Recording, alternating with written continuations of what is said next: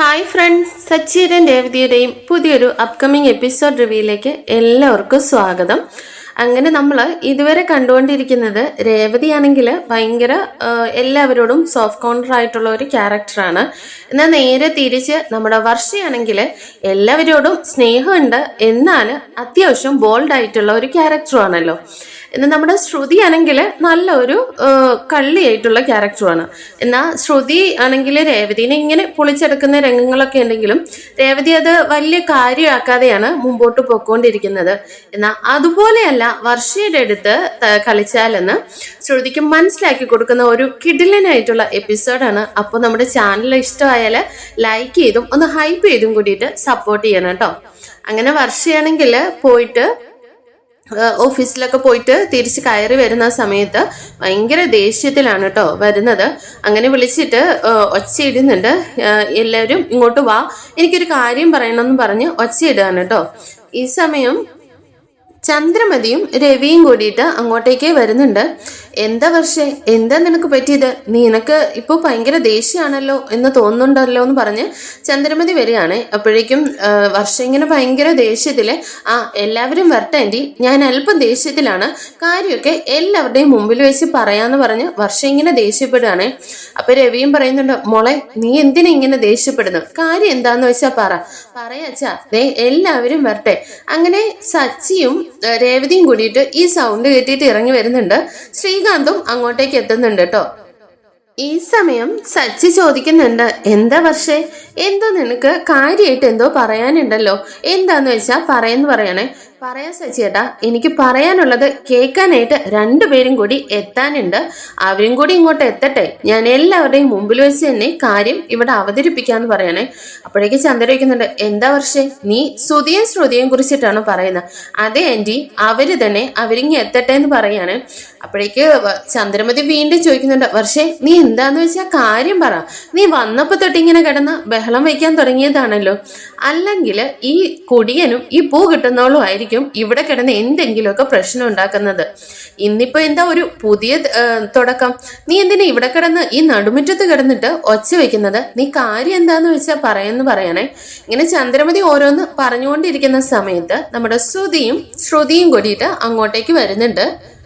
എന്നാൽ നമ്മുടെ ശ്രുതിയും വരുന്നത് തന്നെ വല്ലാത്തൊരു ചമ്മലോട് കൂടിയാണ് കേട്ടോ. എന്തോ തെറ്റ് ചെയ്ത ഒരു കുറ്റബോധത്തോട് കൂടിയിട്ട് വർഷയെ ഫേസ് ചെയ്യാനായിട്ടുള്ള ഒരു മടിയോട് കൂടിയിട്ടാണ് അവര് കടന്നു വരുന്നത്. അവരുടെ ഫേസ് കാണുമ്പോൾ തന്നെ അത് വ്യക്തമാവുന്നുണ്ട് കേട്ടോ. അപ്പോഴേക്കും വർഷ ശ്രുതിയെ കാണുമ്പോഴേക്കും പറയുന്നുണ്ട്, എന്താ ശ്രുതി ചേച്ചി, ഇത്രയും നാള് നിങ്ങളുടെ ഹസ്ബൻഡാണ് ബുദ്ധിയില്ലാത്ത ഇങ്ങനെ പൊട്ടത്തരങ്ങളൊക്കെ കാണിക്കുന്നതെന്ന് കരുതിയിട്ടാണ് ഞങ്ങളെല്ലാം വിചാരിച്ചിരുന്നത്. ഇപ്പോ നിങ്ങൾ എന്താ നിങ്ങളുടെ ഹസ്ബൻഡിന് പഠിക്കുകയാണോ, നിങ്ങൾ എന്തൊക്കെയാ കാണിച്ചു കൂട്ടിയിരിക്കുന്നതെന്നൊക്കെ ചോദിക്കുകയാണേ. ഈ സമയം ശ്രുതിയെ ഇങ്ങനെ ബുദ്ധിയില്ലാത്തവൻ എന്നൊക്കെ പറയുന്ന കേൾക്കുമ്പോൾ ചന്ദ്രമതിക്ക് അങ്ങ് ഉറഞ്ഞു തുള്ളുന്നുണ്ട് കേട്ടോ. പക്ഷേ നീ എന്തൊക്കെയാ വിളിച്ച് പറയുന്നത്, നീ കുറെ നേരമായല്ലോ കിടന്ന ഒച്ചയിടാൻ തുടങ്ങിയിട്ട്, നീ എന്തിനാ ശ്രുതിയെ ബുദ്ധിയില്ലാത്തവൻ എന്നൊക്കെ പറയുന്നത്? അവന് ബുദ്ധിയില്ലാഞ്ഞിട്ടാണോ ഇത്രയും ഡിഗ്രി വാങ്ങിക്കൂട്ടി ഇവിടെ ഏറ്റവും കൂടുതൽ പഠിപ്പും വിദ്യാഭ്യാസവും ഉള്ളത് ശ്രുതിക്കാണെന്ന് പറഞ്ഞിട്ട് ചന്ദ്രമതി ഇങ്ങനെ വർഷയോട് ദേഷ്യപ്പെടുന്നുണ്ട്. ആന്റി, നിങ്ങൾക്ക് നാണമില്ലേ, നിങ്ങൾക്കിങ്ങനെ ആ സുധിയേട്ടനെ ന്യായീകരിക്കാനായിട്ട്? സുധിയേട്ടൻ നിങ്ങളുടെ മകനൊക്കെ ആയിരിക്കും, കുറെ ഡിഗ്രി ഉണ്ടായിരിക്കും, എന്നിട്ട് എന്താ പ്രയോജനം? ആദ്യം നിങ്ങളുടെ ഭർത്താവിന്റെ കയ്യിൽ നിന്ന്, അതും ഇവിടുത്തെ അങ്കിളിന്റെ കയ്യിൽ നിന്ന് 50 ലക്ഷം രൂപ എടുത്തോണ്ട് പോയിട്ട് അത് ഏതോ ഒരു പെണ്ണ് കബളിപ്പിച്ചുകൊണ്ട് പോയി. പിന്നീടാണെങ്കിൽ ഷോറൂമിൽ ഒരു 5 ലക്ഷം രൂപയുടെ സാധനങ്ങളാണ് വേറെ ആരോ വന്ന് കബളിപ്പിച്ചുകൊണ്ട് പോയത്. അതുപോലെ തന്നെ വീട് വെക്കാൻ പറഞ്ഞ് 10-30 ലക്ഷം രൂപ വേറെ ആരോണ്ടും കൂടി പെട്ടിച്ചുകൊണ്ട് പോയി. ഷോപ്പിലാണെങ്കിൽ ആകെ ബിസിനസ് മൊത്തം ഡള്ളായി കിടക്കുന്നു. അപ്പൊ പിന്നെ ഇങ്ങനെയുള്ള ഒരാളെ ബുദ്ധിയില്ലാത്തവനല്ലാതെ പിന്നെ ഞാൻ എന്തെന്നാ വിളിക്കണ്ടേന്ന് ചോദിക്കുകയാണേ. വർഷയുടെ ഈ ചോദ്യങ്ങൾക്ക് മുമ്പിൽ ചന്ദ്രമതി തലകുനിച്ച് നിന്നു പോവാണ് കേട്ടോ. വർഷ എന്താ നിർത്തുന്നില്ല, വീണ്ടും ചോദിക്കുന്നുണ്ട്, ആന്റി നിങ്ങൾ നെഞ്ചിൽ തൊട്ടു പറ, നിങ്ങൾക്ക് ഈ മകനെ കുറിച്ച് അഭിമാനിക്കാനായിട്ട് കഴിയുന്നുണ്ടോ? സുധിയേട്ടന്റെ പേരിന് മുമ്പിൽ കുറെ ഡിഗ്രിയും വെച്ചിട്ട് വീടിന് മുമ്പിൽ ഒരു ബോർഡ് തൂക്കിയിട്ടുണ്ടല്ലോ, അത് എന്തെങ്കിലും പ്രയോജനമുള്ളതാണോ? എന്നാ ഈ ഡിഗ്രി ഒന്നും ഇല്ലാത്ത ശ്രീകാന്തും സച്ചിയേട്ടനും ഒക്കെ ഈ വീട്ടിലുണ്ടല്ലോ, അവരുടെ പേരാണ് ആ വീടിന് മുമ്പിൽ തൂക്കിയിരുന്നെങ്കിൽ അതിനകത്തൊരു പറയാനായിട്ടൊരു അഭിമാനം എങ്കിലും ഉണ്ടാവും. കാരണം അവർക്ക് സാധാരണ ഒരു കോമൺ സെൻസ് എങ്കിലും ഉണ്ട്. അതുപോലും ആന്റിയുടെ ഈ മോനില്ലല്ലോ എന്നൊക്കെ പറഞ്ഞിട്ട് സുധിയെ ഇങ്ങനെ പറയുകയാണേ. അപ്പോഴേക്ക് ചന്ദ്ര ചോദിക്കുന്നുണ്ട്. ചന്ദ്രമതി അതിനും മറുപടിയായിട്ട് പറയുന്നുണ്ട്, പക്ഷേ അതൊക്കെ കഴിഞ്ഞു പോയ കാര്യമാണ്. അവന് ബുദ്ധിയില്ലാഞ്ഞിട്ടൊന്നുമല്ല, അതൊക്കെ എല്ലാവർക്കും ബിസിനസ്സിൽ എന്തെങ്കിലുമൊക്കെ പാകപ്പിഴകൾ സംഭവിക്കുന്നതാണ്. പിന്നെ നീ എന്തിനാ ആ കാര്യങ്ങളൊക്കെ എടുത്തിടുന്നതെന്ന് ചോദിക്കുകയാണേ. അപ്പോഴേക്കും സുധി ഇടയിൽ കയറി പറയുന്നുണ്ട്, അത് തന്നെയാണല്ലോ, നീ എന്നെ കുറിച്ച് എന്തിനാ ഇവിടെ പറയുന്നത്? ഞാനല്ലല്ലോ, നിന്റെ അമ്മയാണ് കടയിൽ വന്ന് സാധനങ്ങൾ എടുത്തോണ്ട് പോയിട്ട് ക്യാഷ് പോലും തരാതെ പോയിരിക്കുന്നത്. എന്നിട്ടിപ്പോ നീ എന്നെ ഇവിടെ നിന്ന് കുറ്റം പറയുന്നു എന്ന് ചോദിച്ചിട്ട് സുധിയും ഇങ്ങനെ വർഷയോട് ദേഷ്യപ്പെടുന്നുണ്ട്. ആഹാ, അതുകൊള്ളല്ലോ. സുധിയേട്ടന്റെ ആ പോയിന്റ് എനിക്ക് ഇഷ്ടപ്പെട്ടു. എന്തായാലും എൻ്റെ അമ്മ ഏത് കടയിൽ പോകണം, എന്ത് സാധനം മേടിക്കണം, ആ കടയിൽ പൈസ കൊടുക്കണോ വേണ്ടയോ എന്നൊക്കെ തീരുമാനിക്കുന്നത് അമ്മ മാത്രമാണ്. അത് എന്നെ ബാധിക്കുന്ന കാര്യമല്ല. പിന്നെ അതിനകത്ത് ഒരു കാര്യം എന്ന് പറഞ്ഞാൽ, എൻ്റെ അമ്മ ആ കടയിൽ വന്ന് സാധനം വാങ്ങിയിട്ട് പൈസ കൊടുക്കാതിരുന്നിട്ടുണ്ടെങ്കിൽ നിങ്ങളിൽ ആരെങ്കിലും അമ്മയുടെ കയ്യിൽ നിന്ന് ക്യാഷ് മേടിച്ചിട്ടുണ്ടാവും, അത് തിരിച്ചു കൊടുത്തിട്ടുണ്ടാവില്ല. അതാണ് അമ്മ ചെയ്തിട്ടുള്ളത് എന്ന് എനിക്കറിയാം. എൻ്റെ അമ്മയെ നന്നായിട്ട് എനിക്കറിയാം ഈ കാര്യത്തിലെന്ന് വർഷ പറയുന്നുണ്ട് കേട്ടോ. ഇത് കേൾക്കുമ്പോഴേക്കും സുധി ഇങ്ങനെ തലകുനിച്ച് നിൽക്കുകയാണ്. വീണ്ടും വർഷ പറയുന്നുണ്ട്, എൻ്റെ അമ്മ നിങ്ങളുടെ ഷോറൂമിൽ വന്ന് സാധനങ്ങൾ എടുത്തുകൊണ്ട് പോയിട്ടുണ്ടെങ്കിൽ നിങ്ങളുടെ ആ കടയിൽ നിന്ന് ആരെങ്കിലും അമ്മയുടെ കയ്യിൽ നിന്ന് ക്യാഷ് വാങ്ങിയിട്ടുണ്ടാവും എന്ന് പറയാനേ. അപ്പോഴേക്കും സുധിയും ശ്രുതിയും പരസ്പരം ഇങ്ങനെ മുഖത്തോട് മുഖം നോക്കുന്നുണ്ട്. എന്താ സുധി പറയുന്നുണ്ട്, അതെ, ഞാൻ നിങ്ങളുടെ അമ്മയുടെ കയ്യിൽ നിന്ന് പൈസ ഒന്നും വാങ്ങിയിട്ടില്ല. ഇത്രയും വലിയ ഷോറൂം വെച്ച് നടത്തുന്ന എനിക്ക് നിങ്ങളുടെ അമ്മയുടെ കയ്യിൽ നിന്ന് ക്യാഷ് വാങ്ങിക്കേണ്ട ഒരാവശ്യവും ഇതുവരെ വന്നിട്ടില്ല എന്ന് പറയുമ്പോഴേക്ക് വർഷയും പറയുന്നുണ്ട്, അതെ സുധിച്ചേട്ടാ, അത് തന്നെയാണ് എനിക്കും പറയാനുള്ളത്. എന്റെ കാര്യത്തില് ഈ വിഷയത്തില് അമ്മയുടെ കേസ് എടുത്തിടേണ്ട കാര്യമില്ലല്ലോ. എനിക്കതിനെക്കുറിച്ച് അറിയുകയും വേണ്ട. കാരണം അത് നിങ്ങളും അമ്മയായിട്ടുള്ള ബിസിനസ് പരമായിട്ടുള്ള കാര്യങ്ങളാണ്. അതിനെക്കുറിച്ച് എനിക്കൊന്നും പറയാനില്ലെന്ന് പറയുകയാണെ. അപ്പോഴേക്കും വീണ്ടും സച്ചി പറയുന്നുണ്ട്, പക്ഷേ നീ ഇത് തന്നെയല്ലേ ആദ്യം തൊട്ടേ പറയുന്നത്, നിന്റെ പ്രോബ്ലം എന്താണെന്ന് പറയുമ്പോഴേക്കും വർഷ പറയുന്നുണ്ട്. ശ്രുതിയുടെ നേരെ ചെന്നിട്ടാണ് കേട്ടോ പറയുന്നത്, ശ്രുതി ചേച്ചി, നിങ്ങൾ എന്തിനാ ഇന്ന് ശ്രീകാന്ത് വർക്ക് ചെയ്യുന്ന അതും നീതു ഉള്ള നീതുവിന്റെ റെസ്റ്റോറൻറ്റിലേക്ക് പോയെന്ന് ചോദിക്കണേ.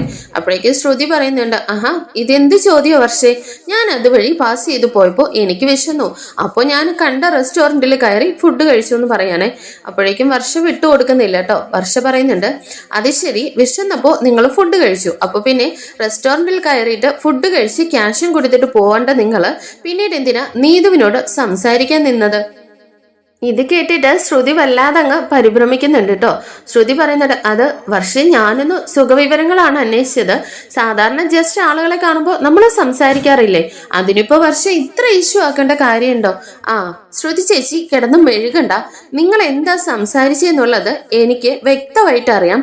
അതും എന്നെ കുറിച്ച് അവിടെ പോയിട്ട് നിങ്ങൾ സംസാരിക്കാനായിട്ട് നിങ്ങൾ ആരാന്ന് ചോദിക്കുകയാണെ. ഈ സമയം സച്ചി ചോദിക്കുന്നുണ്ട്, പക്ഷേ എന്തൊക്കെയാ പറയുന്നത്? അല്ല, ഈ പൗഡർ ഏട്ടത്തി എന്ത് നീതുവിനോട് സംസാരിച്ചെന്നാ പറയുന്നത്?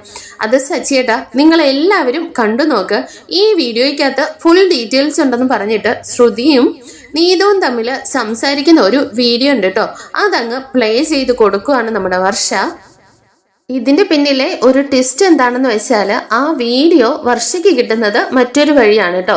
നമ്മുടെ ശ്രീകാന്ത് വർക്ക് ചെയ്യുന്ന ആ റെസ്റ്റോറൻറ്റിന്റെ ഉടമ എന്ന് പറയുന്നത് ഒരു ചെറുപ്പക്കാരിയാണ്.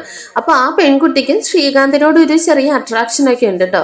അപ്പൊ അതില് സംശയം തോന്നിയിട്ട് മഹിമയാണെങ്കിൽ അവിടുത്തെ കാര്യങ്ങളൊക്കെ വീഡിയോ ചെയ്ത് അയച്ചു കൊടുക്കാൻ വേണ്ടിയിട്ട് അവിടെ ഒരു ജോലിക്കായിട്ട് ഒരാളെ വിട്ടിട്ടുണ്ട്. അപ്പൊ അയാളാണ് നമ്മുടെ ശ്രുതിയും നീതുവും തമ്മിൽ സംസാരിക്കുന്ന ആ വീഡിയോ പകർത്തി മഹിമയ്ക്ക് അയച്ചു കൊടുക്കുന്നത്. അത് മഹിമ നേരെ വർഷയ്ക്കാണ് കേട്ടോ ഇട്ടു കൊടുക്കുന്നത്.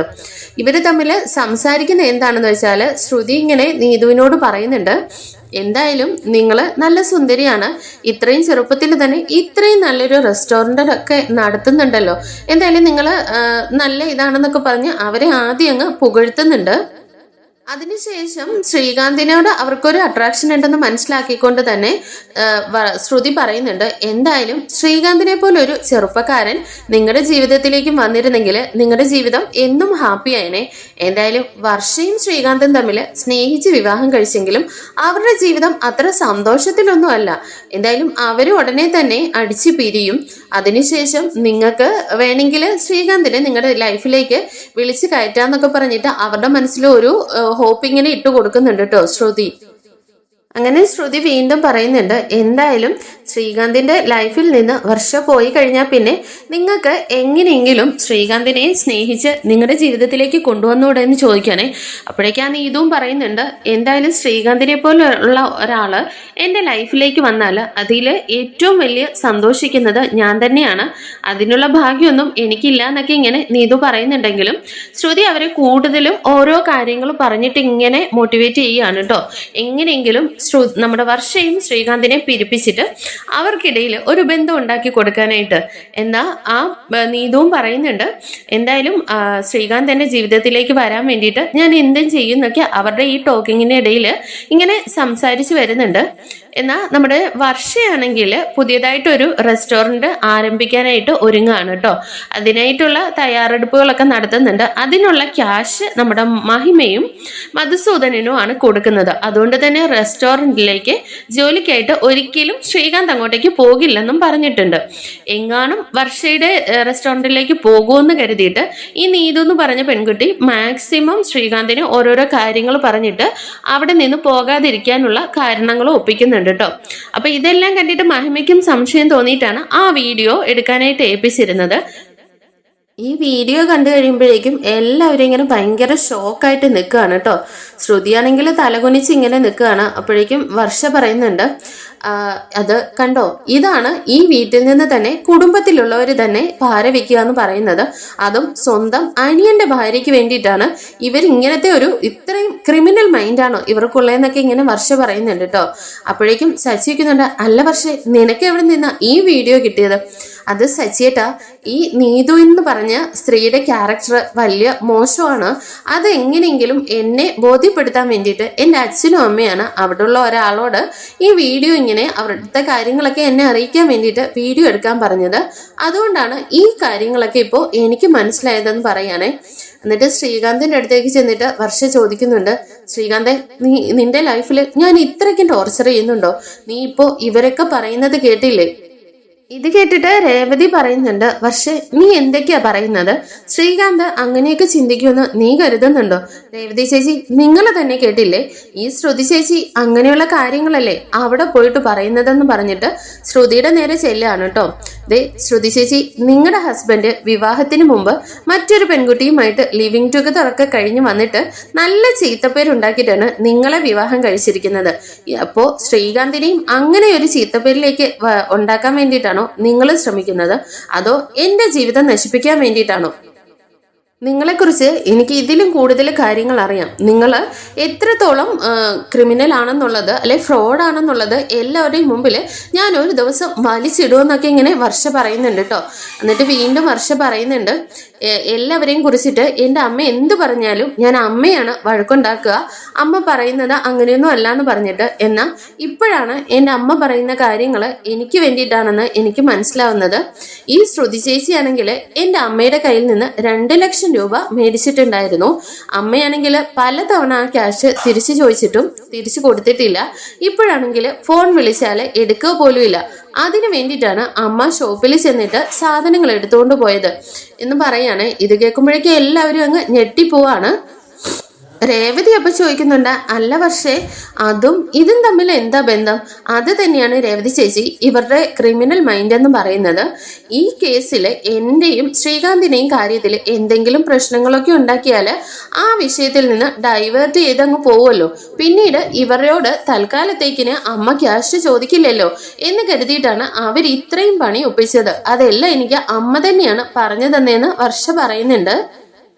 രവി അപ്പൊ ചോദിക്കുന്നുണ്ട്, എന്തൊക്കെയാ ശ്രുതി ഈ കേൾക്കുന്നത് എന്ന് ചോദിക്കുമ്പോൾ, അത് അച്ഛാ ഞാൻ എന്ന് പറയുമ്പോഴേക്കും ചന്ദ്രമതി പറയുന്നുണ്ട്, അതങ്ങ് കഴിഞ്ഞില്ലേ, വിട്ടേക്ക്, ഇനി എന്തിനാ അതിനെക്കുറിച്ച് ചർച്ച ചെയ്യുന്നതെന്ന്. അപ്പോഴേക്കും വർഷ വീണ്ടും ദേഷ്യപ്പെട്ടിട്ട്, ദേ ആന്റിയാണ് ഇവരെ ഇത്രയും വഷളാക്കുന്നത്, ആന്റിയുടെ മോന്റെ വൈഫെന്ന് കരുതിയിട്ടല്ല, വലിയ കോടീശ്വരിയാന്ന് കരുതിയിട്ടാണല്ലോ നിങ്ങളെ തലയിലേറ്റി വെച്ചുകൊണ്ട് നടക്കുന്നത്. ഇതെല്ലാം ഒരു ദിവസം നിങ്ങൾ തന്നെ തല കുനിച്ച് നിൽക്കുന്ന ഒരവസ്ഥ ഞങ്ങൾ കാണും. പിന്നെ എല്ലാവരുടെയും ജീവിതത്തിൽ കളിക്കുന്നത് പോലെയല്ല എൻ്റെ ജീവിതത്തിൽ കളിക്കുന്നത്, അത് നിങ്ങൾ ഒന്ന് കരുതി വെച്ചോന്ന് വർഷയങ്ങ് തീർത്ത് പറയാണ് കേട്ടോ. ഇത് കേൾക്കുമ്പോൾ ചന്ദ്രമതിയും പെട്ടെന്ന് അങ്ങ് ഷോക്ക് ആവുന്നുണ്ട്. എന്നിട്ട് വീണ്ടും വർഷ പറയുന്നുണ്ട്, ദേ ശ്രുതി ചേച്ചി, ഇനി എൻ്റെ ജീവിതത്തിൽ ഇടപെടാനായിട്ട് വന്നാൽ ഈ വർഷയുടെ മറ്റൊരു മുഖമായിരിക്കും നിങ്ങൾ കാണാൻ പോകുന്നത്. രേവതി ചേച്ചിയുടെ കാര്യത്തിൽ ഇടപെട്ടിട്ട് നിങ്ങളുടെ പ്രശ്നങ്ങളൊക്കെ ഒളിച്ചു വെക്കാൻ വേണ്ടിയിട്ട് നിങ്ങൾ ഓരോരുത്തരുടെയും കാര്യത്തിൽ എന്തെങ്കിലുമൊക്കെ കള്ളത്തരങ്ങൾ ഉണ്ടാക്കും. എന്നിട്ട് അവരുടെ ജീവിതം അങ്ങ് വഴി തെറ്റിച്ച് വിട്ടു കഴിഞ്ഞാൽ പിന്നെ നിങ്ങളുടെ കാര്യം സേഫ് ആണല്ലോ. എന്തായാലും നിങ്ങളുടെ കാര്യങ്ങളെല്ലാം ഒരു ദിവസം എല്ലാവരുടെയും വെളിച്ചത്ത് ഞാൻ തന്നെ കൊണ്ടുവരുമെന്ന് ഒക്കെ പറയാണോ. ഇത് കേൾക്കുമ്പോഴേക്കും ശ്രുതിക്ക് വല്ലാത്തൊരു ടെൻഷനൊക്കെ ഉണ്ട് കേട്ടോ. പിന്നെ നന്നായിട്ടൊന്ന് ഒറ്റ അടി കൊടുത്തില്ലെന്ന് മാത്രമേ ഉള്ളൂ നമ്മുടെ വർഷ. അത്രത്തോളം നമ്മുടെ ശ്രുതിയെ പൊളിച്ചെടുക്കുന്നുണ്ട് കേട്ടോ. ഇത് കേട്ടിട്ട് ശ്രുതിക്കും ഒന്നും മിണ്ടാൻ വയ്യ. രവിയാണെങ്കിൽ അവിടെ അങ്ങ് പോയി സോഫയിൽ അങ്ങ് ഇരിക്കുകയാണ് കേട്ടോ. ഈ വീട്ടില് എന്തൊക്കെയാ നടക്കുന്നതെന്നൊക്കെ പറഞ്ഞിട്ട് അങ്ങ് ഇരിക്കുകയാണ്. അപ്പോഴേക്കും സച്ചിൻ പറയുന്നുണ്ട്, വർഷേ നിനക്ക് ഇപ്പോഴെങ്കിലും മനസ്സിലായല്ലോ, ദേ ഈ ഓടിപ്പോയവനും പക്ക ഫ്രോഡും ഈ പൗഡർ ഇടത്തി പക്ക ഫ്രോഡുമാണ്. ഇത് രണ്ടും കൂടിയേ ഒന്നിച്ച് നിന്ന് കൂടിച്ചേരുന്ന സപ്പോർട്ട് ചെയ്യുന്നത് ദേ ഈ നിൽക്കുന്ന ഇവരുമാണെന്ന് പറഞ്ഞിട്ട് ചന്ദ്രമതിയെ കാണിക്കുകയാണ് കേട്ടോ. അപ്പോഴേക്ക് ചന്ദ്രമതി അവിടെ നിന്ന് അങ്ങ് പതുക്കെ മാറി നിൽക്കുന്നുണ്ട്. അപ്പോഴേക്ക് രേവതി പറയുന്നുണ്ട്, സച്ചിയേട്ടാ അത് വിട്ടേരെ, ഇനി എന്തിനാ വർഷയോട് ദേഷ്യപ്പെടാൻ പറഞ്ഞു കൊടുക്കുന്നതെന്ന് ചോദിക്കാറ്. അപ്പോഴേക്കും വർഷ പറയുന്നുണ്ട്, രേവതി ചേച്ചി ഇങ്ങനെ എല്ലാ കാര്യത്തിനും ഇവരെ സപ്പോർട്ട് ചെയ്ത് ഇങ്ങനെ താന്നു കൊടുക്കുന്നതുകൊണ്ടാണ് രേവതി ചേച്ചിയുടെ തലയിൽ ഇവര് മണ്ണ് വാരി തേക്കുന്നത്. പറയേണ്ട സമയത്ത് കൊടുത്തില്ലെങ്കിൽ നമ്മുടെ ജീവിതം കുളം തോണ്ടാനായിട്ടായിരിക്കും ഇവരുടെ ഒറ്റ ലക്ഷ്യം എന്നൊക്കെ പറഞ്ഞിട്ട് വർഷ അവിടെ നിന്ന് ദേഷ്യപ്പെട്ടങ്ങ് പോവുകയാണ്. അടുത്ത എപ്പിസോഡിൽ എന്താണെന്ന് കാണുമ്പോഴേക്കും താങ്ക് യു ഫോർ വാച്ചിങ്.